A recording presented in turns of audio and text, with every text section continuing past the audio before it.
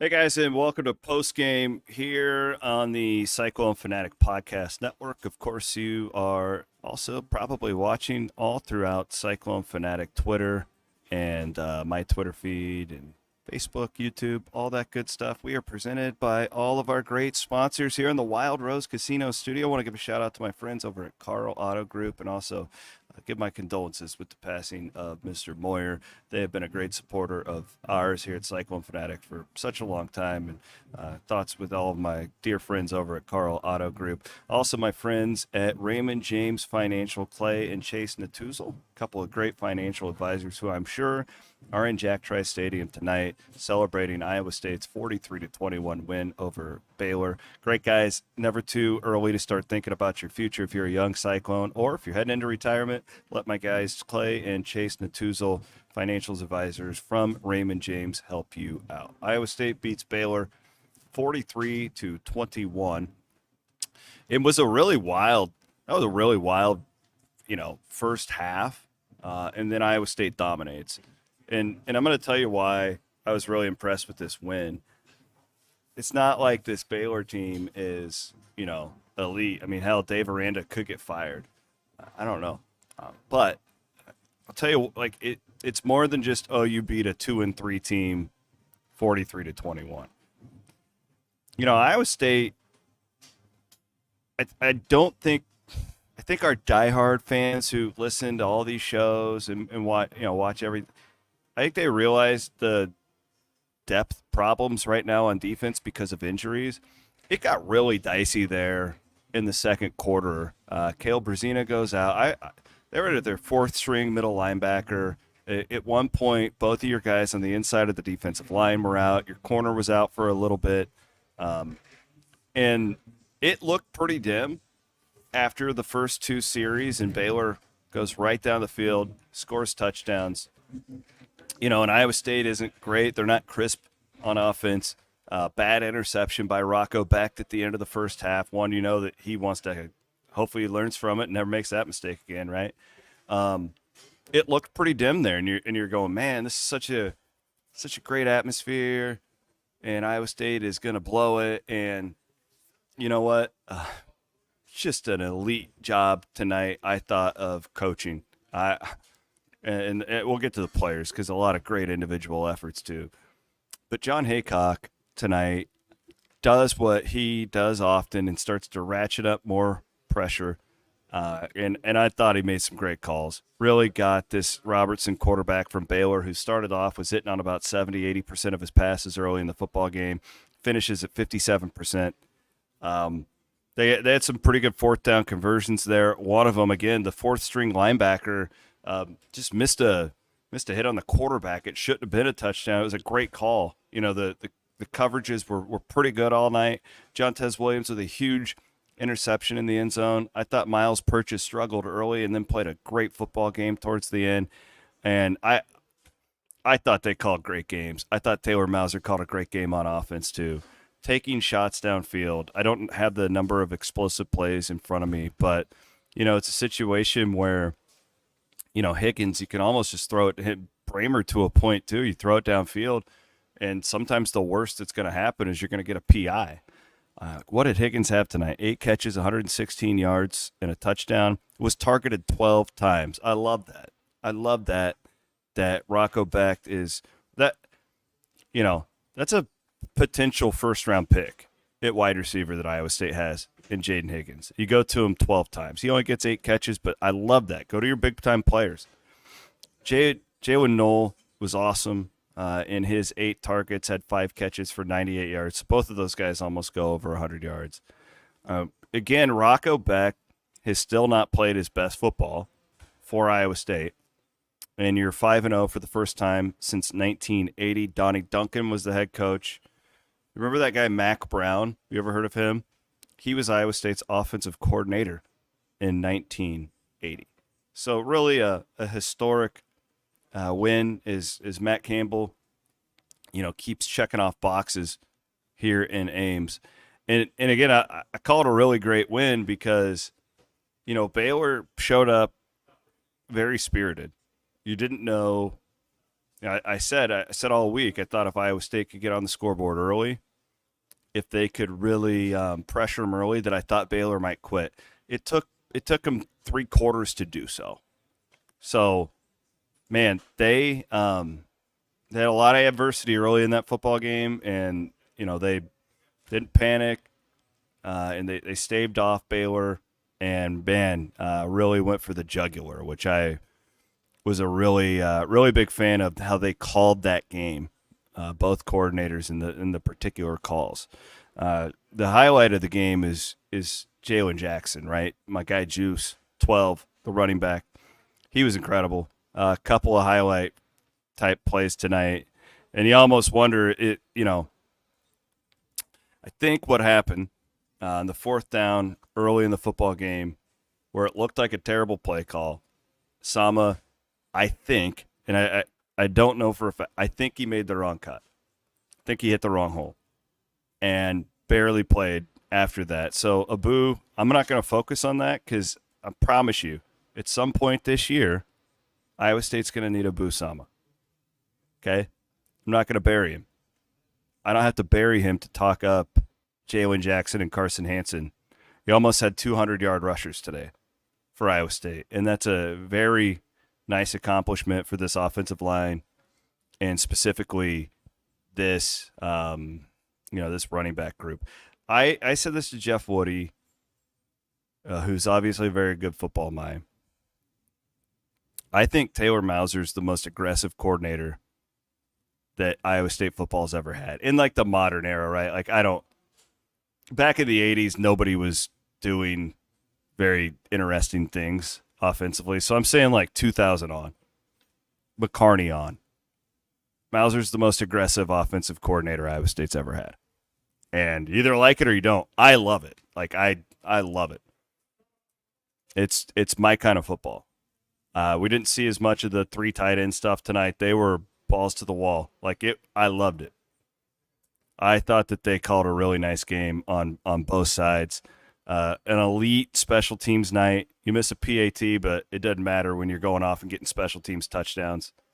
It's just funny how that was like the thing 2 years ago, and now, Iowa State is really. You listen to Dave Aranda in his press conference coming into this game. He's terrified of special teams in Iowa State. That's what teams are now, game planning against when you're taking on the Cyclones. So I thought it was a good win. We'll get to more individuals. Want to thank a couple more of our sponsors because we can't do this and give you guys all this free content without our great advertisers. And my friends at Keen Project Solutions have come on as an advertiser in the last couple of years, and they've been awesome. I love their tagline, too. Great people, great company. Check them out at Think Different, Think Keen for all sorts of engineering. They're heavy in the agricultural space, and these are great people, a great local company, and they can help you guys out all over the all kinds of good stuff. Think Different, ThinkKeen.com. I want you guys to go and check out their beautiful website right now and appreciate what they do for us here at Cyclone Fanatic. And last but certainly not least, my friends at Central States Roofing. They have been fantastic with us over the last couple of years as well, and they are your leader. They are your leader for commercial roofing in Central Iowa. 56 years they have been a locally owned company, and we appreciate that because that's what we are here at Cyclone Fanatic. Let's get back to the stats from this one. As Iowa State is now staring down the barrel of a big one in Morgantown next week, where, West Virginia really mopped the floor at Oklahoma State today. What does that mean? I haven't watched the game. Is Oklahoma State just bad? Or was that like an impressive win by West Virginia? I don't know. I'll tell you more tomorrow night after I've had time to watch that game. A couple of notes from this one. I mentioned that fourth down play where Baylor scores the touchdown. I'm telling you, 9 times out of 10, that ends in a sack or the quarterback makes an errant throw. That should have been Iowa State. Again, it was a fourth string, I believe, a walk-on in at middle linebacker at the time and just kind of whiffed on that. It was a tough play, but that was a really good call, I thought, by Haycock. So, this score could have been more lopsided if Rocco Beck doesn't make the interception at the end of the first half, right? You punch one in. I want to look at some individual members of this defense, particularly because I thought that I thought at halftime, I did say if Iowa State wants to win, they got to be in the 40s. Clearly didn't end up being that because of Iowa State's defense got better as the game went on, even with these reserves. Jacob Emming comes in with 4 tackles. I'm looking at the guys who, really helped when Cale Brazina, the true freshman stud linebacker, leaves the game in the second quarter. So Iowa State is down now 5 starting linebackers. So they're dinged up, guys. They're playing walk-ons. They're playing freshmen. My guy Bo Goodwin, 34, makes a big hit on special teams. Played some nice snaps for Iowa State today. They need Darian Porter back. He didn't play today. They need him back for next week. I just worry. It's just like there's so much depth being peeled off. But I guess it's not a good thing that it's all at one position, but you're still pretty healthy at the defensive line and in your secondary, assuming you can get Porter back. Good news from tonight. As many of you are in the comments asking about injuries. Dom Orange goes out with, I'm up here in the press box. I can't see much. It looked like a stinger to me. It never looked like, when Caleb Bacon left the game, it was like, crap, that looks like a season ender. You could generally tell by the way people are acting. The Orange one was weird. They took his pads off, goes in at halftime, comes back out and plays. Singleton was out. He came back. So, man, it could have been worse. I was pretty nervous there. I said to Rob Gray at halftime, I go, there's no way I'll pick Iowa State to win next week with all the defensive injuries that they have. But a lot of those guys end up coming back. So we'll see if we can get anything on the health going into next week. But, man, really, I was really impressed with the way that those guys all came together. Cooper Ebel, the redshirt freshman, leads the team in tackles tonight with 8. Jacob Ellis is a guy who's gotten a lot better. It's a guy who's gotten a lot better at linebacker. 5 tackles tonight for him. And I got to give a shout-out to my guy, John Tez Williams, the elite interception in the back of the end zone in the third quarter that I thought really kind of sealed the game for Iowa State. It's when you kind of felt like you could chill a little bit. And he is quietly, or maybe not quietly, he's one of the best players on the defense. John Tez Williams is. Heard that all throughout fall camp that he was making plays. Him and Miles Purchase played pretty good football games tonight, I thought. Miles had a couple of PIs early, but he recovered to play some pretty darn good ball. So, that's the story going into next week. I like the way the offense is heading because now you're getting your running game going, right? I feel like the offense is I'll buy my stock in the offense now. I think the 52-day moving average has bottomed out. I think now the stock goes up in the offense. Took them a while, but they got here, and right in the nick of time when the schedule really starts to show its teeth. Defense, it's going to be a roller coaster. I like the fact. Here's what I think, to be honest with you. I think Iowa State's going to have to, over the next couple weeks, when these games keep getting tougher, the starts have to be faster. Why do I say that? Because I think Iowa State's secondary, top 10 in the country. Okay? If I'm right, we've seen this now 3 times. 3 biggest wins of the year, Iowa, Houston, Baylor tonight. When these teams start pressing on offense, Iowa State's secondary full of ball hawks. All of them are. They're nasty. If they would have got Houston down 2 scores in the first half last week, Iowa State wins that game by 40. Truly believe that. Tonight, you saw the same thing. Once Baylor got it, I think they ran like 5 times in the second half, the game was over. And you knew Iowa State was going to get theirs at some point. And I don't think there's enough really good quarterbacks in this conference that scare me against this group of secondary. Now, you've got to get them there. But I'm buying on the offense now because I think the offense is on an upward trajectory. I'm ready to go. That's fine, Rocco. Get that throw out of your way. Don't do it next week, right? Like that. Make that throw. I'm good with it because you win 43-21. Got a special teams touchdown. Defense comes through when you need it. I'm buying the offense. Defense, man, got to get some of these guys back. Got to get Porter back. Hopefully Brazina's okay.